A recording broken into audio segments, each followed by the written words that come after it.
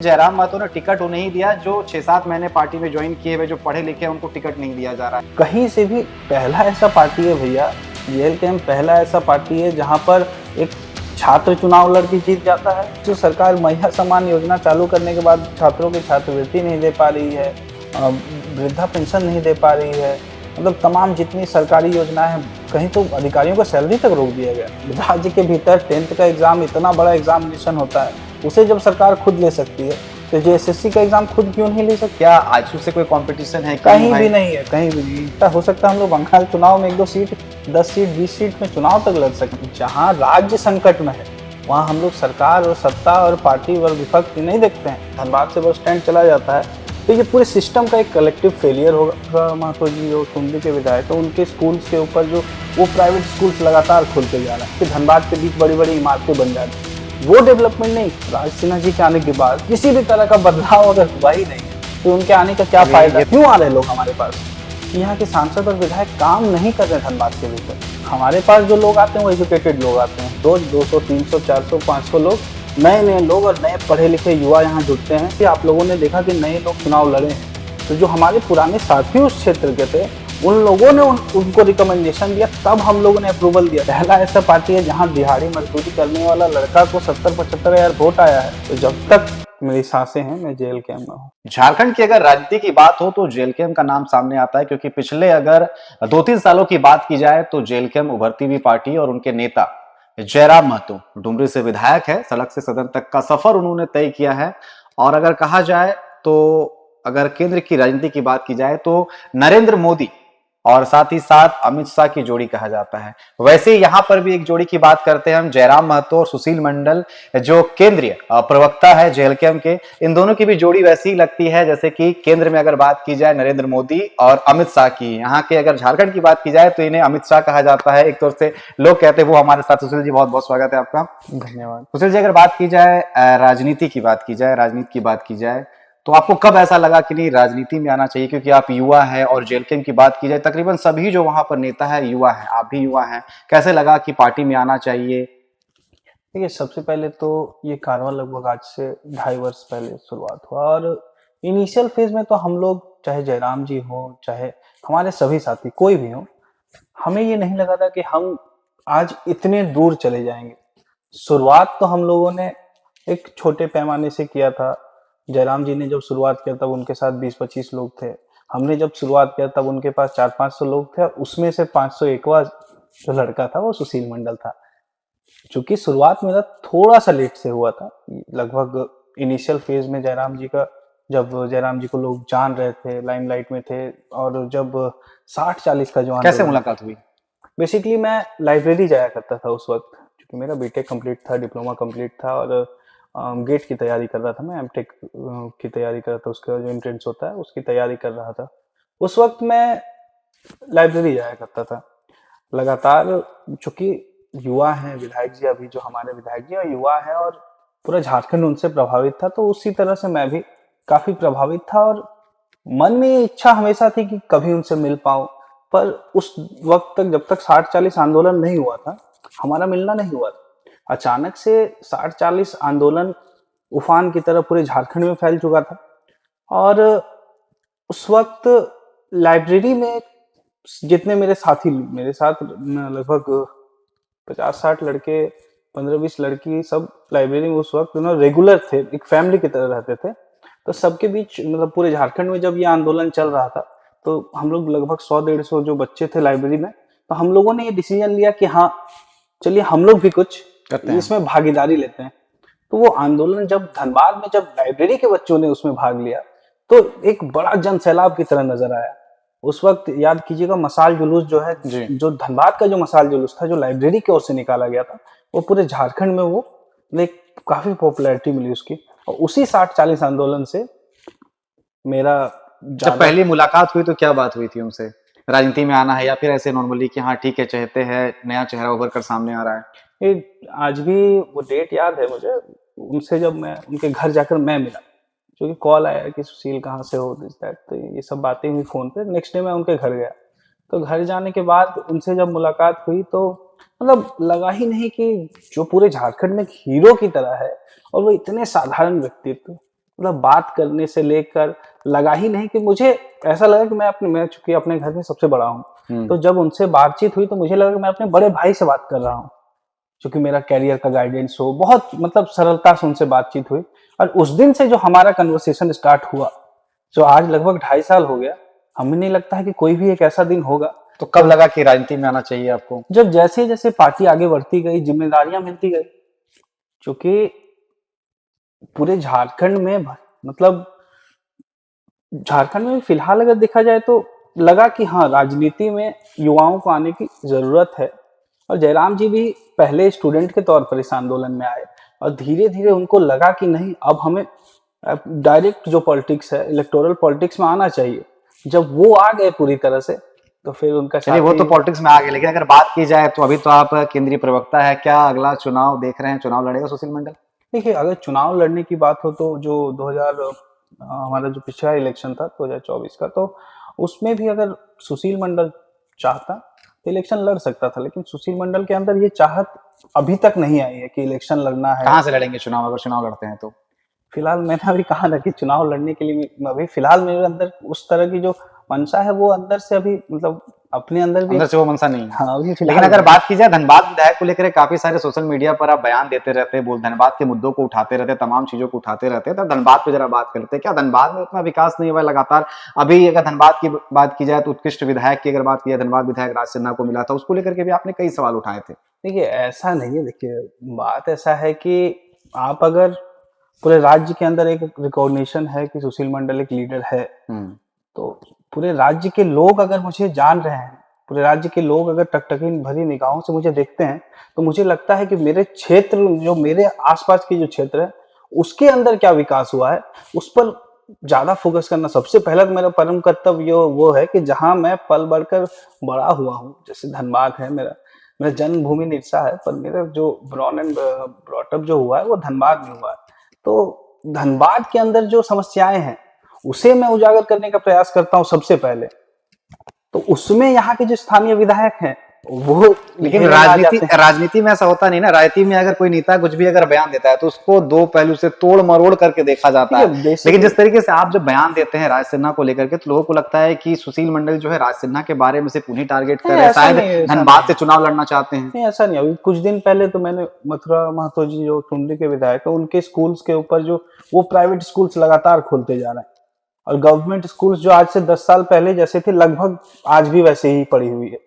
वहाँ लाइब्रेरीज हैं, वहाँ डिजिटल क्लासेस लगे हैं, और उनके जो प्राइवेट स्कूल्स हैं उसमें लगता जा रहा। तो मैंने जरूरी नहीं कि राज सिन्हा जी के ऊपर ही आज तक जो प्रहार किया है, चाहे राजनीतिक प्रहार जो है वो हमारे सांसद को लेकर भी मैंने जहां तक हो सकता है, देखिए किसी से मेरी व्यक्तिगत किसी से किसी प्रकार की दुश्मनी नहीं है, मेरे से सबका अच्छा संबंध। राजनीति में कभी मतभेद नहीं होता है, मनभेद होता है।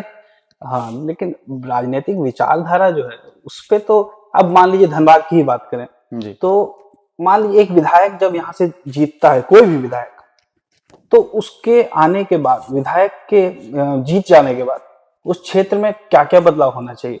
एजुकेशनल में बदलाव होना चाहिए, वहाँ की जो सड़क परिवहन की व्यवस्था है उसमें बदलाव होना चाहिए, शिक्षा, एजुकेशन, डेवलपमेंट जो है, जो गरीब लोग हैं, डेवलपमेंट इन द सेंस कि धनबाद के बीच बड़ी बड़ी इमारतें बन जा रही, वो डेवलपमेंट नहीं है। आज भी कोलाकुसमा के अंदर जो गांव है, वहां जैसा ग्रामीण क्षेत्र है, सुगियाडी हो गया जो ग्रामीण क्षेत्र है, ढांगी के आसपास जो धनबाद विधानसभा के क्षेत्र है, जो ग्रामीण क्षेत्र है, पहले जैसी थी आज भी वही। तो धनबाद में बड़ी बड़ी इमारतें बन जाना तो डेवलपमेंट का बहुत बड़ा पैमाना नहीं है। तो जो निचले तबके के लोग हैं वो आज भी राजनीति से जो बेनिफिट मिलना चाहिए, मतलब अगर आप पॉलिटिक्स को अगर क्लियर कट डेफिनेशन से देखा जाए, वह सोशियो इकोनॉमिक रिफॉर्म, मतलब सोशली उनको क्या इकोनॉमिकल बेनिफिट मिलता है किसी राजनेता के आने के बाद।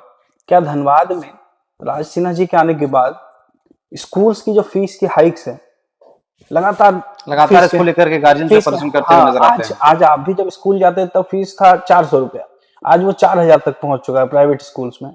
गवर्नमेंट स्कूल तो छोड़ ही दीजिए, हर साल री एडमिशन, हर साल री एडमिशन। क्या इसको लेकर राज सिन्हा जी कभी मुखर हुए? नहीं दिखे कभी। इतना मतलब लगभग पूरे धनबाद में पॉल्यूशन का जो इश्यूज है, आप चल जाइए हीरापुर के अंदर, कितना गंदगी, उसको लेकर के वो अब कभी मुखर दिखे? उनके बीजेपी कार्यालय के बगल में कितना कचरा फेंका हुआ, वो कभी मुखर दिखे? सड़क के अंदर जगह जगह पर बहुत से ऐसे ब्लाइंड स्पॉट्स बने हुए हैं जहां एक्सीडेंट का मतलब, आप अभी इधर आ रहे थे ना, जी। कोला कुसुमा मोड़ हो, आप यूनिवर्सिटी के सामने देखिए, ये सब चीज उधर से जो गाड़ियां आती है वो ब्लाइंड स्पॉट्स है। क्या उन पर कभी वो मतलब उनके आने के बाद किसी भी तरह का बदलाव अगर हुआ ही नहीं है, फिर उनके आने का क्या चलिए, फायदा? ये तो विधायक जी की चर्चा होगी, लेकिन अगर बात की जाए, अगर विस्थापन की समस्या जो है, अगर झारखंड की बात की जाए, धनबाद की बात की जाए, विस्थापन की समस्या बहुत बड़ी समस्या है। इसको लेकर के भी लगातार आपकी पार्टी, आप भी आवाज उठाते हुए नजर आए हैं। देखिए, सबसे पहले तो विस्थापन की जो समस्या है आज से नहीं है, लगभग जब से यहाँ से कोयला निकलना शुरू हुआ तब से विस्थापन है। पर यहाँ के जो राजनेता है, चलिए एक विस्थापितों का मसीहा कहा जाता है हमारे सांसद जी को, ठीक, उनके आने के बाद विस्थापितों को क्या बेनिफिट हुआ है? आज कहीं न्यूज में दिख रहा था कि विस्थापितों के खिलाफ वो कहीं बयानबाजी कर रहे हैं। मतलब अगर किसी नेता के आने के बाद भी अगर उन्हें विस्थापितों का मसीहा कहा जाता है, उसके बाद भी विस्थापितों को बेनिफिट नहीं होता है, तो फिर ऐसे नेता का धनबाद में चलिए, आने से क्या विस्थापित फायदा? पर हम इसलिए आए क्योंकि अगर धनबाद की बात की जाए, कोल माइनिंग तमाम चीजें हैं यहाँ पर, अभी काफी सारी ईडी की रेड वगैरह तमाम चीजें देखने को मिल रही थी। ऐसा नहीं लग रहा है कि झारखंड के जो है खनिज संपदा से भरा हुआ है, इसके बावजूद भी झारखंड का उतना विकास नहीं हुआ जितना विकास होना चाहिए। जो डीएमएफटी फंड जो है वो विस्थापित क्षेत्र, जो जहां से मान लीजिए जो माइनिंग क्षेत्र है, क्योंकि डीएमएफटी फंड वो माइनिंग के लिए रिलेटेड है, तो डीएमएफटी फंड का अगर प्रॉपर यूटिलाइजेशन होता ना आज तक, मतलब हर साल लगभग 300 करोड़ रुपया बहुत बड़ा अमाउंट होता है, उसका अगर प्रॉपर यूटिलाइजेशन होता तो आज धनबाद के अंदर मतलब कहीं से भी विस्थापितों की जो समस्या है वो नजर नहीं आती। लेकिन आज तक 300 करोड़ का कोई अधिकारी उसको गबन कर देता है, कोई विधायक मिलके उसको खा जाता है। तो यही बेसिक जो ऊपर ऊपर से देखा जाए तो बेसिक रीजन यही है कि विस्थापितों के साथ हमेशा जो डीएमएफटी फंड है उसका प्रॉपर यूटिलाइजेशन नहीं हुआ। विस्थापितों का जो मुआवजा है आज तक ऐसे, मतलब क्या है ना कि आज से 40 साल पहले किसी का भूमि अधिग्रहण हुआ है, उनके दादाजी को वो मुआवजा मिलना था, आज उसके पोते 30 साल 25 साल के हो गए हैं, 15 साल के हो गए हैं, और वो आज भी ऑफिस जा रहे हैं कि हमें वो नौकरी नहीं मिला है, हमें वो मुआवजा। आज भी 4 लोग कॉल किए, आज भी 4 लोगों का ऐसा कॉल आया कि मेरी भूमि अधिग्रहण हुई है 1996 में, एक का 2003 में हुआ था। तो एक पीढ़ी निकल गया। एक पीढ़ी 2 पीढ़ी निकल चुका, तीसरा पीढ़ी वेट कर रहा है कि हमें ज्वाइनिंग मिल जाए, मेरी जमीनें बीसीसीएल ने अधिग्रहण किया था। तो ये किसका काम है? यहाँ के सांसद का काम है, यहाँ के विधायक का काम है। वो लोग मौन है तब तो लोग हमारे पास आ रहे हैं। हम तो एक साधारण से छात्र थे, आज थोड़ा बहुत पॉलिटिकल रिकॉग्निशन है, लेकिन क्यों आ रहे लोग हमारे पास? कि यहाँ के सांसद और विधायक काम नहीं कर रहे धनबाद के भीतर। ये बहुत बड़ा प्रश्न चिन्ह है धनबाद के चलिए, भीतर। अगर राजनीति की अगर बात की जाए तो काफी उतार चढ़ाव, कई ऐसे जो पुराने साथी थे वो पार्टी छोड़ते हुए नजर आए। अभी कुछ दिन पहले ही कई आरोप प्रत्यारोप जो है जेल कैंप को लेकर के लगता रहा, चलता रहा। अगर रजनी रवानी की बात की जाए या फिर प्रदीप महतो की बात की जाए, उन्होंने पार्टी छोड़ करके आजसू ज्वाइन कर लिया। क्या इससे पार्टी को फर्क पड़ेगा? क्योंकि एक छवि पर फर्क पड़ता है। देखिए, अगर जेल कैंप पार्टी की बात की जाए, दूसरी पार्टियों का मैं नहीं जानता क्या है क्या नहीं, क्योंकि मेरी राजनीतिक कैरियर हो चाहे जो भी हो, इसी पार्टी से मेरी लगाव हो, जुड़ाव हो, शुरुआती दौर से मैं इसी में हूँ। तो जेल कैंप पार्टी की ओर से अगर देखा जाए तो हर रोज हमारे पास मिनिमम 200 से 300 कार्यकर्ता हमारे साथ जुड़ते हैं, और सबके अंदर ये पॉलिटिकल पोटेंशियल रहता है जो बड़े बड़े पार्टी के अंदर, अच्छे अच्छे नेताओं के अंदर नहीं है। हमारे पास जो लोग आते हैं वो एजुकेटेड लोग आते हैं। तो अगर कोई एक प्रदीप महतो चला जाए, कोई एक फलाना, कोई रिजवान, कोई भी चला जाए, एक व्यक्ति के जाने से जेल कैंप को कोई फर्क नहीं पड़ने वाला है। यहाँ पे हर रोज 200, 300, 400, 500 लोग, नए नए लोग और नए पढ़े लिखे युवा यहाँ जुड़ते हैं। और अब तो मतलब ऐसा हो चुका है ना कि बड़े बड़े रिटायर्ड अफसर, आईएएस अधिकारी जो रिटायर करने के बाद जिन्हें पब्लिक सर्विस करना है, वो लोग हमारे पास आ रहे हैं। लेकिन वो पार्टी में तो आ रहे हैं, कहा जाता है काफी इंटरेस्टेड लोग हैं यहाँ पे, काफी पढ़े लिखे लोग आ रहे हैं। लेकिन जब चुनाव के टाइम पर बातें चल रही थी कि जयराम महतो ने टिकट उन्हें ही दिया जो 6-7 महीने पार्टी में ज्वाइन किए हुए जो पढ़े लिखे हैं, उनको टिकट नहीं दिया जा रहा है। ये चीजें भी कई सवाल उठ रहे थे चुनाव के टाइम पे। सबसे पहले तो पार्टी नहीं थी, फर्स्ट टाइम हम लोग इलेक्टोरल पॉलिटिक्स में थे, 70 सीटों में चुनाव लड़ा गया। तो 5 से 10 सीट ऐसा हो सकता था जहां पर इक्वेशन को देखा गया कि हाँ, जो पुराने संघर्ष के साथी हैं वो खुद चाहते थे कि वहां से कोई और चुनाव लड़े। और भले ही बाहर में जो दूसरे दल के लोग हों, मीडिया के कुछ साथी हों, उसे दूसरे परिप्रेक्ष्य में दिखाएं। जो जहां पर भी आप लोगों ने देखा कि नए लोग चुनाव लड़े हैं, तो जो हमारे पुराने साथी उस क्षेत्र के थे, उन लोगों ने उनको रिकमेंडेशन दिया, तब हम लोगों ने अप्रूवल दिया। क्योंकि मैं उस कमेटी में था, पार्लियामेंट्री बोर्ड में था, तब वो इलेक्शन लड़े हैं। तो कहीं से भी पहला ऐसा पार्टी है भैया, जेल कैंप पहला ऐसा पार्टी है जहां पर एक छात्र चुनाव लड़के जीत जाता है। पहला ऐसा पार्टी है जहां दिहाड़ी मजदूरी करने वाला लड़का को 70-75 हजार वोट आया है। पहला ऐसा पार्टी है जो आज तक मतलब दिहाड़ी मजदूर हो, कोई लाइब्रेरी जाने वाला छात्र चुनाव लड़ गया, कोई जेपीएससी का तैयारी करने वाला लड़का चुनाव लड़ गया, और सबको 70-75, 40-50 हजार मतलब वोट आप आ कह रहा रहे हैं कि वोट तो खूब आया। ऐसा कहा जा रहा था कि जेएलकेएम ने बीजेपी का बहुत वोट काटा, लेकिन चुनाव के टाइम पे चर्चाएं चल रही थी कि भाई बीजेपी ने सबको बहुत ऑफर किया। आपको भी ऐसा कभी ऑफर आया कि नहीं भाई आप आ जाइए? आपने कहा रिजवान का नाम लिया, वो जो है। हाँ, एजेएमएम में चले गए, आपको क्या ऑफर आया? पर्सनल तौर पे तो इलेक्शन के टाइम बड़े बड़े ऑफर्स आए थे, पर फिर भी क्या ऑफर आया था? उन चीजों को कैमरा में डिस्क्लोज करना सही नहीं है। पर हाँ, ऑफर्स आए थे। और पर अगर बड़ी सुशील पार्टी से, कौन सी पार्टी से? देश की सबसे बड़ी पार्टी। मतलब सबसे बड़ी पार्टी की तो बड़ा ऑफर भी आया होगा। हाँ, जो भी था उन सब चीजों को दरकिनार करके मैं एक सच्चा सिपाही की तरह पिछले 2.5 साल से यहाँ पर मतलब अपना कैरियर, अपना घर परिवार सब कुछ दरकिनार करके अगर लगा हूँ, तो जब तक मेरी सांसें हैं मैं जेल कैंप में हूँ। लेकिन अगर बात की जाए अगले चुनाव की, 5 साल अभी 4 साल लगभग समय है, तो क्या अगर जेलकेम की बात की जाए तो अकेले चुनाव लड़ेगी या फिर जा सकती है सबसे बड़ी पार्टी की आप बात कर रहे हैं, अगले बार साथ जा सकती है?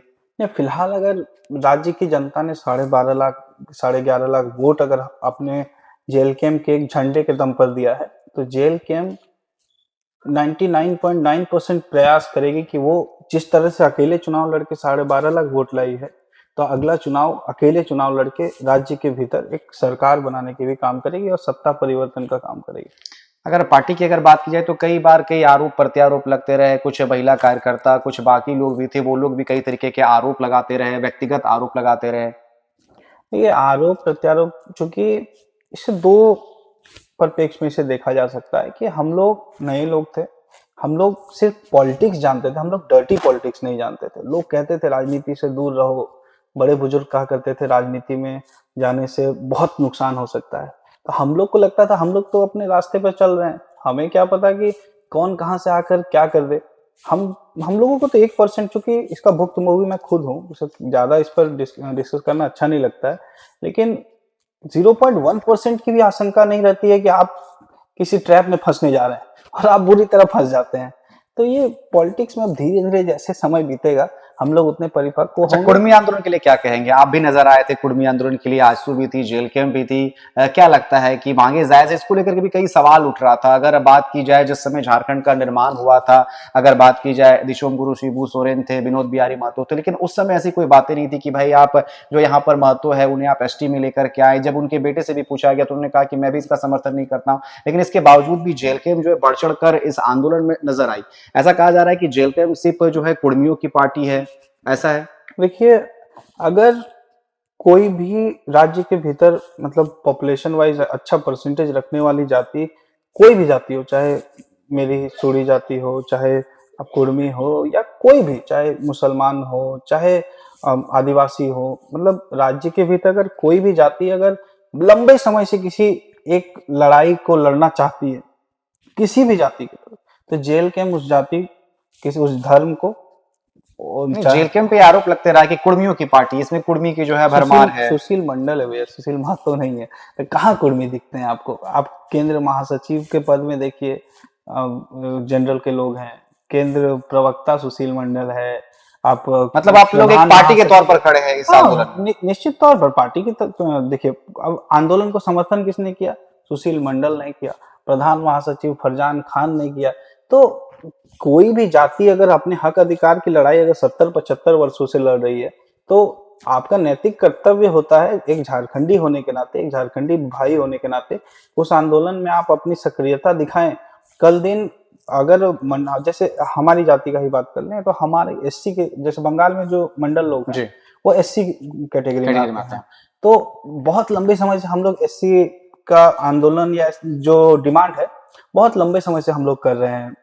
मतलब कभी सदन में कभी आवाज उठा, लेकिन और कभी आपका दिल्ली में भी इसको लेकर धरना दिया गया, लेकिन कभी इस पर हम लोग व्यापक आंदोलन नहीं कर पाए। तो अगर हमारी जाति अगर इस पर व्यापक आंदोलन करती है तो निश्चित तौर पर जेल के उनको भी समर्थन करेगी। ऐसा डर नहीं लगा कि ठीक है हम यहाँ पर कुर्मियों की बात कर रहे हैं, आदिवासियों की संख्या ज्यादा है, तो अगला जब चुनाव आएगा तो वोट बैंक बढ़ जाएगा? ये आदिवासियों की जहां तक बात की जाए तो हम लोग आदिवासी हित के लिए तो सबसे पहले तत्परता से लड़ाई आदिवासियों की लड़ते पार्टी हैं। तो जेएमएम है। तो सूर्या हांसदा के मामले में जेएमएम मौन रही है, जेल के हम सबसे ज्यादा खुलकर मतलब उनका जो उनके साथ जो गलत हुआ उसके लिए सबसे ज्यादा तो जेल के ने आवाज उठाया। पर तो जेएमएम राज्य के जो मुखिया हेमंत सोरेन वो कहते हैं कि आदिवासियों के हित में हम काम तो करते हैं, देखिए, तमाम चीजें। आदिवासियों के हित में आज तक एक योजना बता दी, उस केवल आदिवासियों के लिए उन्होंने चलाया है।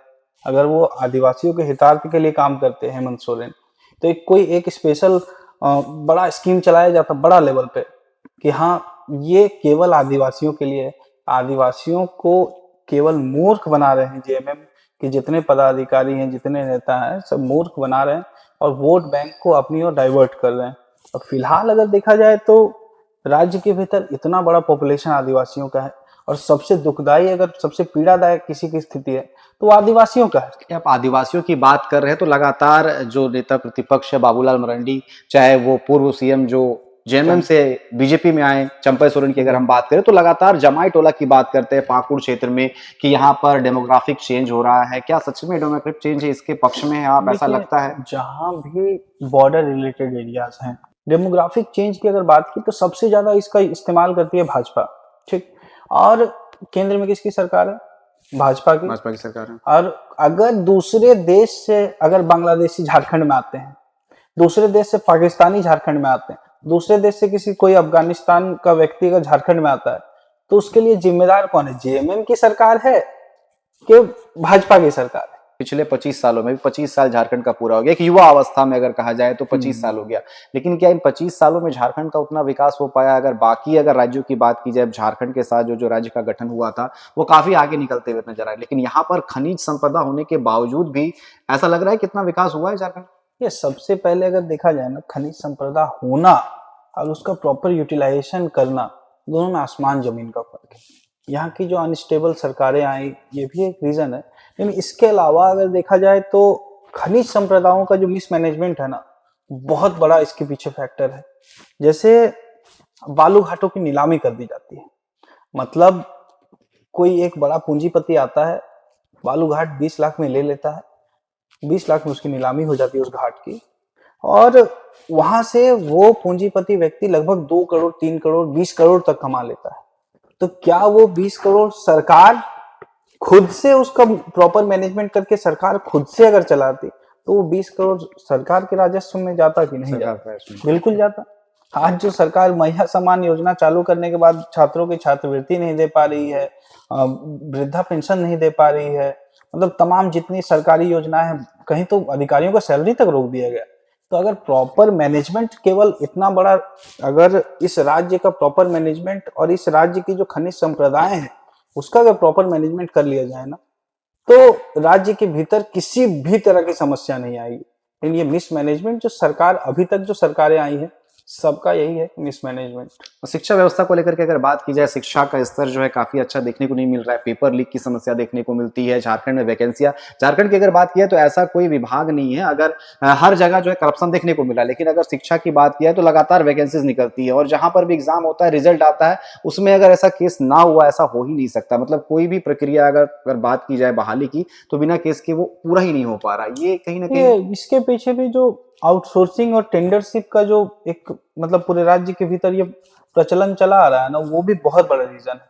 मतलब अगर सरकार चाहती, इंटेंशन सबसे बड़ा चीज होता है, तो सरकार का इंटेंशन रहता है। जेएसएससी एक स्वतंत्र बॉडी है, वो चाहेगी तो क्वेश्चन पेपर खुद सेट कर सकती है, वो चाहेगी तो अपना राज्य के भीतर इतना मतलब गवर्नमेंट लैंड से वहां पर एग्जाम सेंटर्स बनाकर, जीएम लैंड्स में एग्जाम सेंटर्स बनाकर खुद से अपना एग्जाम खुद ले सकती है। लेकिन सरकार का इंटेंशन रहता है आउटसोर्सिंग पे, टेंडर पे दे दिया जाए। 10 करोड़ में किसी एग्जाम को देने के लिए किसी को टेंडर दिया जाता है, 3-4 करोड़ कोई बड़ा मंत्री या कोई राज्य का बड़ा अधिकारी के पास चला जाता है। उसके बाद उसे कहा जाता है कि तुम अपने अनुसार एग्जाम ले लो, तुमको जैसा लेना है, तुमको जिसको पेपर बांटना है, तुमको जहां पेपर लीक करना है कर लो। क्या सरकार खुद एग्जाम नहीं ले सकती है? जैक का एग्जाम जब राज्य के भीतर 10th का एग्जाम इतना बड़ा एग्जामिनेशन होता है, उसे जब सरकार खुद ले सकती है, तो जेएसएससी का एग्जाम खुद क्यों नहीं ले सकती है? सोचने का विषय है।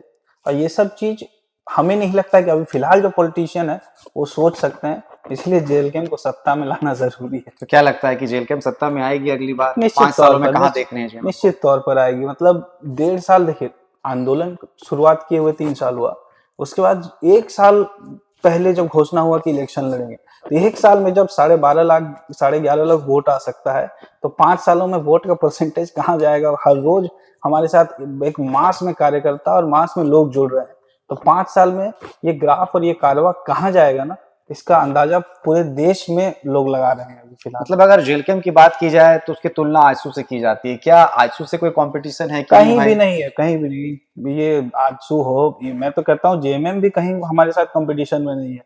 अब तो जिनका अस्तित्व ही नहीं, जिनका सुप्रीमो दूसरे तीसरे पायदान पर चला गया, उस पार्टी के लेकर क्या चर्चा परिचर्चा की जाए? एक सीट मतलब निकला 5 है, सालों में आप देख रहे हैं कि जेएलकेम कहीं सबसे नहीं। बड़ी पार्टी होगी। जेएलकेम सबसे बड़ी हाँ, पार्टी जेएलकेम सबसे बड़ी पार्टी जेएलकेम होगी। सबसे बड़ी पार्टी होगी। जो 200-250 भीड़ से वोट से एक वो सीट निकला है, उनके बारे में क्या चर्चा परिचर्चा की जाए? मतलब कहीं भी नहीं है। जिस भी पार्टी का आप नाम, मैं तो नाम तक लेना पसंद नहीं करता हूँ। आज तक देखे होंगे इतने मीडिया बाइट्स में कहीं मैंने नाम तक नहीं लिया, जिस पार्टी का कोई अस्तित्व ही नहीं बचा है। अच्छा, बाहरी भीतरी की बहुत सारी बात होती है, आपके जो सुप्रीमो है बाहरी भीतरी की बात खूब ज्यादा करते हैं, लेकिन अभी बिहार चुनाव में प्रचार करने के लिए बिहार गए हुए थे, इसको लेकर के भी खूब आलोचना हो रही थी कि भाई यहाँ पर वो बिहारियों की बात करते हैं कि बिहारियों को नहीं आने दिया जाएगा, और खुद ही बिहार जा रहे हैं प्रचार करने के लिए। देखिए, बिहारियों को नहीं आने दिया जाएगा और खुद बिहार जाकर प्रचार किया, दोनों में काफी फर्क है। क्या वहां बिहार में अगर कोई झारखंडी जाके चुनाव लड़ता तो वो एक्सेप्टेबल था? नहीं था। अब बिहार में लगभग जितनी सीट से 243 या कुछ सीट्स थे, 243 सीटें। हाँ, 243 सीटों में से आप एक बार पूरे सीट का बैक हिस्ट्री निकालिएगा झारखंड का, हमें नहीं लगता कि एक भी कैंडिडेट झारखंड का होगा। तो अगर बिहार का कोई पढ़ा लिखा शिक्षित व्यक्ति अगर संघर्ष करके चुनाव लड़ रहा है, तो संघर्षशील व्यक्ति का मदद करने हम लोग गए थे। हम लोग वहां नहीं देखते हैं कि कौन झारखंडी है, बिहारी है, यूपी है, दिल्ली का है, महाराष्ट्र का है। हम लोगों ने एक संघर्षशील शिक्षक को वहां सपोर्ट करने के लिए हम लोग गए थे, और मतलब जहां तक हो सका उन्होंने संघर्ष किया, भले ही उन्हें हार मिल गई। बंगाल में भी अभी चुनाव है, जयराम महतो क्या बंगाल भी जाएंगे? कोई वैसे संपर्क में है, कोई वैसे प्रत्याशी बंगाल भी जा सकते हैं जयराम महतो?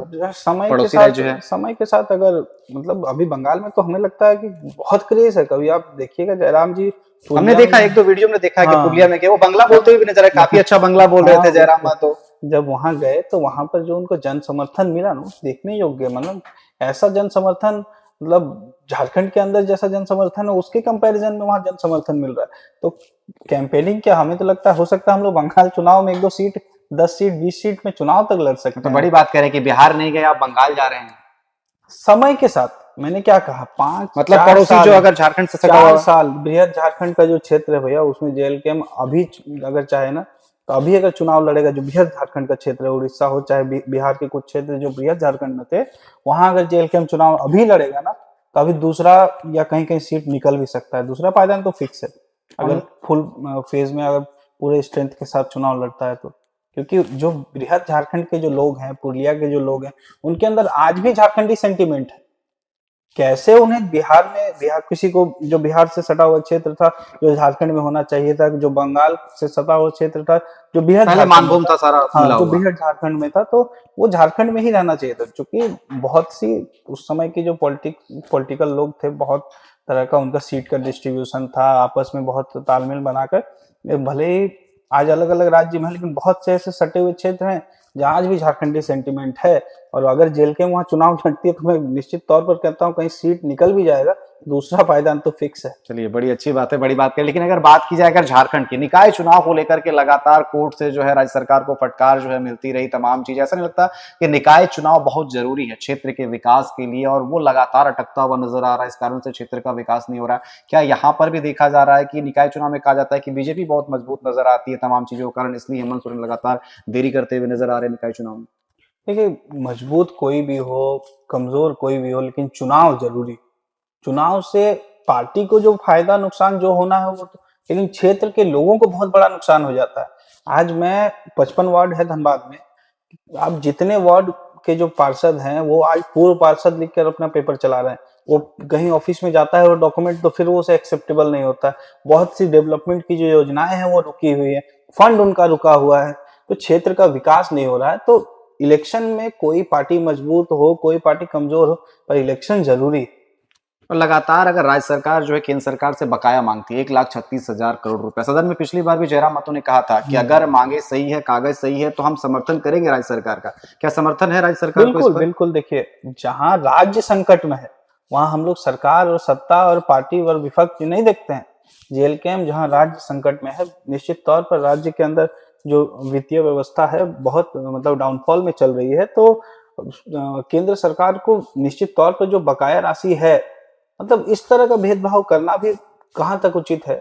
मतलब जहां आपका डबल इंजन की सरकार है आप वहां भर भर कर फंड देते हैं, जहां नहीं है वहां आप मतलब फंड के लिए जो वर्तमान सरकार रहती है किसी भी दल अगर का आप हो गया। डबल इंजन की सरकार की बात कर रहे हैं, अभी झारखंड में चर्चाएं हैं कि फिर से यहाँ डबल इंजन की सरकार बनने जा रही है बीजेपी और जेएमएम की। अभी अटकलें चल रही है, 5-6 दिन हेमंत सोरेन, कल्पना सोरेन दिल्ली में रहकर क्या है, तमाम चीजें चल रही है कि फंड की कमी है, शायद जेएमएम को निकल जाएगी, बड़ी मछली है, तमाम चर्चाएं चल रही है। क्या लगता है कि ये भी एक बड़ा पहलू देखने को मिल रहा है? देखिए, अगर राज्य के भीतर जो बड़ी बड़ी पार्टियां हैं वो जनता के इमोशंस के साथ खेलने के लिए तैयार है, अगर वो चाहती है कि उनका जो पॉलिटिकल आइडेंटिटी है, उनका जो पॉलिटिकल विरासत है, सब कुछ वो मिट्टी में मिलाने के लिए तैयार है, तो चले जाएं, कौन रोका है किसको। लेकिन कहीं ना कहीं अगर कोई बड़ा पार्टी मतलब जेएमएम हो, मतलब जेएमएम को मान लीजिए कि आप और हम दो लोग हैं, ठीक, आप जेएमएम समर्थक हैं या मैं जेएमएम समर्थक हूँ, आप भाजपा समर्थक हैं।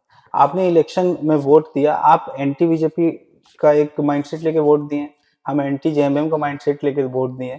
अब ये वोट होने के बाद अगर दोनों हाथ मिला लें तो मेरे और आपके साथ तो बहुत बड़ा खिलवाड़ हुआ, हमारे इमोशंस के साथ तो बहुत बड़ा खिलवाड़ हुआ।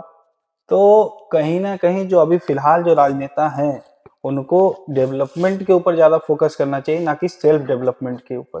चलिए, आप धनबाद के बारे में काफी कुछ कहते रहते हैं, धनबाद बस स्टैंड को लेकर के भी काफी सारी चीजें कह रहे थे। क्या वो पूरा मुद्दा है? बस स्टैंड शिफ्ट करने वाली बात लगातार चल रही है। देखिए, बस स्टैंड तो अभी तक शिफ्ट हो जाना था। जब सुशील मंडल ने मुखरता से आवाज उठाया तो बस स्टैंड की परियोजना अभी रुकी हुई है। लेकिन अगर यहाँ से बस स्टैंड चला जाता है, धनबाद से बस स्टैंड चला जाता है, तो ये पूरे सिस्टम का एक कलेक्टिव फेलियर होगा। यहाँ के सांसद का एक कलेक्टिव एयरपोर्ट चला गया, एयरपोर्ट चला गया, एम्स भी चला गया, रिम्स की जो व्यवस्थाएं हैं, जो यहाँ पर सुपर स्पेशलिस्ट अस्पताल उसके तर्ज पर खोला जाना था, वो उसकी बिल्डिंग जो सड़ रही है उसको लेकर ना यहाँ के सांसद सीरियस है, ना यहाँ के विधायक सीरियस स्वास्थ्य है। मंत्री तो कहते हैं कि स्वास्थ्य व्यवस्था काफी बेहतर हो रहा है, इरफान अंसारी लगातार बोलते हैं। इरफान अंसारी जी को लेकर क्या ही टीका टिप्पणी करे। अगर स्वास्थ्य व्यवस्था इतनी आपका अनुसार स्वास्थ्य या इरफान जी के अनुसार स्वास्थ्य व्यवस्था अगर बहुत सुंदर है, बहुत व्यवस्थित है, आए एक दिन चलिए मेरे साथ में उनको पीएमसीएच घुमाता हूँ। जमीन पर रखकर मतलब महिलाएं अपने बच्चों को जन्म दे रही है, बेड की इतनी किल्लत है और सैनिटेशन और गंदगी इतना ज्यादा है, मतलब सैनिटेशन की व्यवस्था इतनी खराब है कि आप अगर चल जाए ना तो बिना मास्क का आप घूम नहीं सकते हैं। तो स्वास्थ्य व्यवस्था, ट्रॉमा सेंटर्स नहीं है, लोग जान मतलब कहीं रोड में एक्सीडेंट होता है तो उनको फर्स्ट एड नहीं मिलते मिलते अस्पताल आते आते अपनी जान को खो देते हैं। लेकिन इन सब चीजों को अगर दरकिनार करके अगर धनबाद के परिप्रेक्ष्य में देखा जाए, जो सुपर स्पेशलिस्ट अस्पताल है 200 करोड़ का, उसे बनाना सबसे ज्यादा जरूरी है। बनाना क्या, वो तो रेडी है भैया, उसमें करोड़ों की मशीनें लगी हुई हैं, लैब्स तैयार हैं, ब्लड टेस्ट के लिए बड़ी बड़ी जो जांच है एमआरआई वगैरह सब कुछ रेडी है। 200 करोड़ बहुत बड़ा अमाउंट होता है, लेकिन उसे शिलान्यास नहीं किया जा रहा। क्यों नहीं किया जा रहा? 4 साल 5 साल हो गया, क्यों नहीं किया जा रहा? क्यों नहीं कर रहे हैं? इसके पीछे कौन सा अस्पताल माफिया है, कौन सा स्वास्थ्य माफिया है, कौन सा सांसद मिला हुआ, कौन सा विधायक मिला हुआ है? बहुत बड़ा प्रश्न। चलिए, आप माफिया की बात कर रहे हैं, सांसद विधायक की बात करें, ईचागढ़ के आपके प्रत्याशी रहे हैं, पूर्व प्रत्याशी, उन पर भी आरोप लगा हुआ, गिरफ्तारी हुई कि अवैध वसूली पे, तमाम चीजों को लेकर इससे पहले भी कई आरोप लगते रहे, बार बार ये आरोप जो है जेएलकेएम के नेताओं पर लग रहा है। देखिए, जब आप कहीं पर हो रहे अवैध चीजों को रोकने जाएंगे तो आज के डेट में सिस्टम इतनी मजबूत है ना कि लोग आप पर हावी हो जाएंगे। अगर आपका मान लीजिए घर बरवड्डा में है और बगल में कहीं कोयला का अवैध कारोबार हो रहा है, आप अगर चले गए ना उसे रोकने के लिए, आप बतौर आप मीडिया कवरेज उसे रोकने के लिए चल जाए, कल दिन आपके पेपर में खबर आ जाएगा कि अनिकेत जी ने वसूली करने के लिए हमारे एरिया में आए। मतलब ये आरोप लगाए जा रहे ये हैं आरोप बदनाम करने के लिए। बदनाम करने का एक मतलब साफ सीधा साधा तरीका है, जहां लोग खुलकर आएंगे, जहां लोग मजबूती से किसी, अभी देखिए ना केदला में जो प्रोजेक्ट है, वहां बिहारी महतो जी जो हमारी पार्टी के वहां प्रत्याशी हैं, वहां लोगों को मुआवजा बिना दिए काम किया जा रहा है, लोगों के साथ अन्याय हो रहा है। तो उसके खिलाफ जब उन्होंने आवाज उठाया तो आज उनके नाम पर, उनके समेत लगभग 30-40 लोगों के नाम ऊपर आज FIR हो गया। तो जहां लोग मुखरता से आवाज उठाएंगे वहां FIR तय है, आपको जेल जाना तय है। तो ये सिस्टम जो है ना बहुत मजबूत हो चुका है, इसे जकड़, इतना मजबूती से ये जकड़ा हुआ है कि इसे तोड़ना मुश्किल है। चलिए, ये तो राजनीति की बात हो गई। अगर जयराम महतो की बात की, थोड़ा व्यक्तिगत बात कर लेते हैं। जयराम महतो कैसे मित्र है आपके, मतलब मित्र है या फिर सिर्फ पॉलिटिकली बात होती है, पॉलिटिकल को लेकर के? बेसिकली देखा जाए तो हमारे एज ग्रुप में अगर देखा जाए हंसी तो मजाक चलता है। 4 साल हमसे सीनियर है, तो मैं उनको एक अपना आइडियल बड़ा भैया, सीधा सीधी मेरे तो बड़े भाई की शादी कब हो रही है? बड़े बड़ा भाई- भाई है तो छोटे भाई तो हमेशा लगे रहते हैं कि भाई हाँ, बड़े भाई की शादी हो, अपना जरूरी नंबर आए। है। तो क्या जयराम महतो शादी वगैरह कब कर रहे हैं? देखिए हम लोग तो लगे रहते हैं कि कितनी जल्दी हो जाए। उम्मीद है कि इस होली नहीं, लेकिन अगले होली तक कोशिश करेंगे कि मतलब अगले होली भाभी तक, के साथ मतलब अगले चुनाव से पहले भाभी के साथ? भाभी के साथ ये होली तो संभव नहीं है, लेकिन उसका जो नेक्स्ट होली है कोशिश करेंगे कि उसका नेक्स्ट वाला जो होली है वो भाभी के साथ हम लोग होली खेल लें। चलिए, अब जेल कैंप की बात करिए। अगले 5 साल में कहाँ देख रहे हैं जेल कैंप को? सत्ता में सत्ता हम में। लोग निश्चित तौर पर हम लोग सत्ता परिवर्तन और राज्य के भीतर एक बहुत बड़ा डेवलपमेंट और राज्य के भीतर एक बहुत बड़ा पॉलिटिकल चेंज लाने जा रहे हैं। और राज्य के जो तमाम लोग हैं, जो शोषित पीड़ित वंचित लोग हैं, उनको मतलब एक बहुत बड़ा मतलब ड्रास्टिक चेंज आने जा रहा है उनकी लाइफ में भी। जहां लोग स्थापित हैं उनकी लड़ाई अब मुखर, जब सरकार रहेगा भैया तो आप कुछ भी कर सकते हैं। अब इंटेंशन होना चाहिए। अभी जो सरकार है उनका इंटेंशन ही नहीं है कि लोगों को हेल्प किया जाए। चलिए, मतलब आप 5 साल में देख रहे हैं कि सरकार जेल कैंप की बनती हुई नजर आ रही है। तो निश्चित ये तौर है पर। सुशील मंडल, केंद्रीय प्रवक्ता। उन्होंने कहा कि अगले 5 साल में जो चुनाव होगा वहां पर जेल कैंप की जो है सरकार बनती हुई नजर आएगी, और जिनकी लड़ाई की बात ये करते हैं उनकी लड़ाई जो है लड़ेंगे और सिस्टम को भी सुधारेंगे।